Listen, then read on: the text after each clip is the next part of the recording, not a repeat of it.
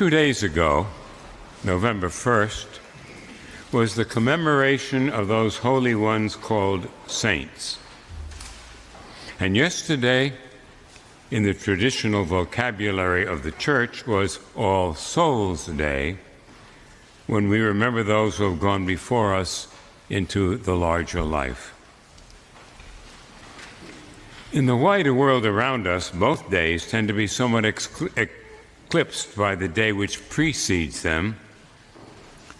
Although that day's original name was All Hallows' Eve, these days it's commonly known by a different name, Halloween, with little or no awareness that the name Halloween refers to All Saints' Day. To say there is widespread unawareness of Halloween having any connection with a holy day is not to sneer at the usually harmless fun which Halloween can be for many children and even some adults. It's simply that in its present form, Halloween has less to do with the church calendar than with the imaginary world inhabited by Santa Claus and elves, unicorns and the Easter Bunny. On the other hand, All Saints' Day connects us not to Fantasyland, but to reality, to the fact that through the centuries there have been all sorts of people who are quite properly called saints. Here at Christ Church, there's a shrine dedicated to the Blessed Virgin Mary. And in the Tobin Chapel, there are particularly fine stained glass windows depicting Saint Andrew and Saint Stephen. The chapel in the Undercroft, where weekday masses are celebrated, is dedicated to Saint Nicholas. Elsewhere in this building, classrooms and meeting rooms are named for saints. Why is that? The saints, one might say, are our spiritual brothers and sisters. To feel a connection with saints can really matter. In the Book of Common Prayer, there is a prayer which describes the role saints can have in your life and mine. In that prayer, we ask God for 3 specific things. First, that we may be encouraged by the examples of the saints. Second, that we may be aided by their prayers. And third, that we may be strengthened by their fellowship. If we are open to learning from others, saints have much to teach us. If at any time, but especially during rough patches in life, we are grateful for the difference the prayers of families and friends can make, what a difference the prayers of saints can be. It's that third point, being aided by the fellowship of saints, that puts the first 2 in perspective, because they really are just like being aided by the fellowship we have with each other. Only when it comes to the saints, it's just more so. For some reason, as I was preparing this sermon, a rather humorous memory popped into my mind. Many years ago, my twin sons were students at a Montessori preschool operated by Roman Catholic nuns. One day I had a call from their teacher, Sister Roberta, who said, "Father Zadig, I just had to share this with you. When I ask my students if they know what day it is, they say Monday or Tuesday, and they're usually right. But your sons say, 'Sister, today is St. Peter's Day or St. Mark's Day,' or whatever it is on the church calendar." Both she and I chuckled at it, but later, as I thought about it, I found real joy in the comfortable connection my sons had with the saints. And now, almost 50 years later, they still have that connection. What is a saint? Are saints really very different from you or folks you know? For some, the saints are people who lived so long ago and so far away that they're just names from the past. So let's be clear about saints. They are not imitation gods or goddesses. They are not perfect. They are not sinless. They are very human. People who, like you and me, could be depressed or angry, lose their tempers, or say and do things they shouldn't. Some of the saints may be familiar to us. We know their names and at least something about them.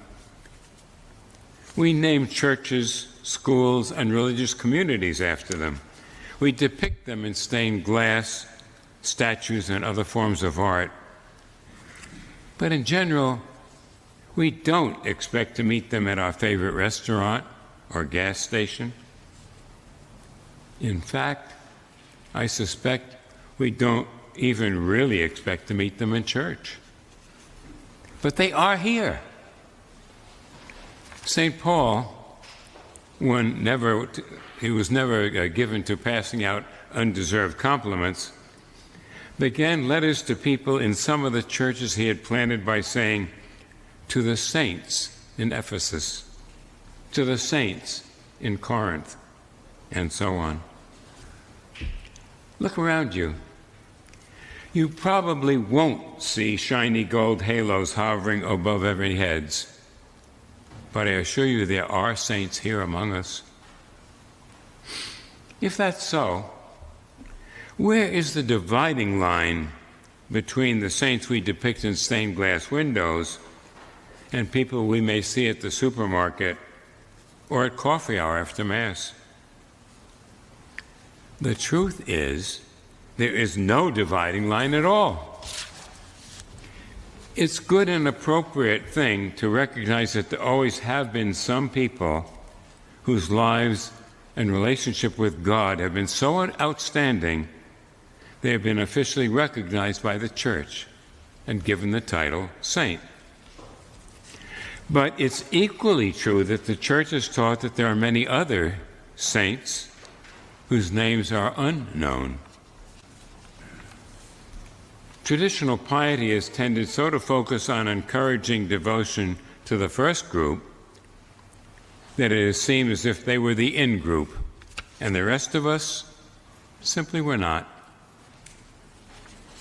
15 years ago, the Episcopal Church provided a new expanded calendar for celebrations of over 300 saints in a book entitled Holy Women, Holy Men, Celebrating the Saints, providing a prayer, Bible readings, and biographical information about each saint. Not everybody cheered. One longtime faith Episcopalian came to see me in protest. She said it seemed to her that our church had just dumbed down on the meaning of being a saint, that it made the saints too much like the rest of us. And I agreed. It did make the saints seem more like the rest of us, being human instead of a different species, but that was exactly the point. The now enriched calendar of saints includes both ordained and lay folk, people who, as the book points out, are not limited by denomination, gender, culture, or professional calling.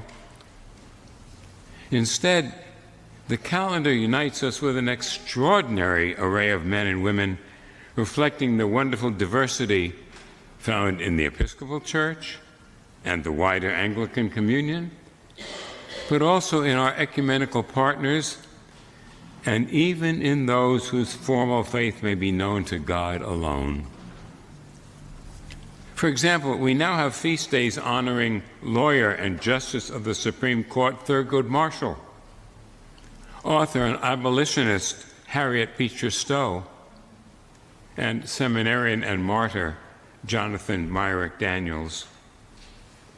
In them and other saints, we meet not models of perfection, but those who, aided by God's grace, made a difference in their generations. In my life, I have been blessed by knowing a number of true saints. And if you think about it, the same may well be true for you. Their examples encourage us. Their prayers sustain us. And their fellowship supports us when we really need it. So again, look around you. I assure you there are saints here among us. Thanks be to God.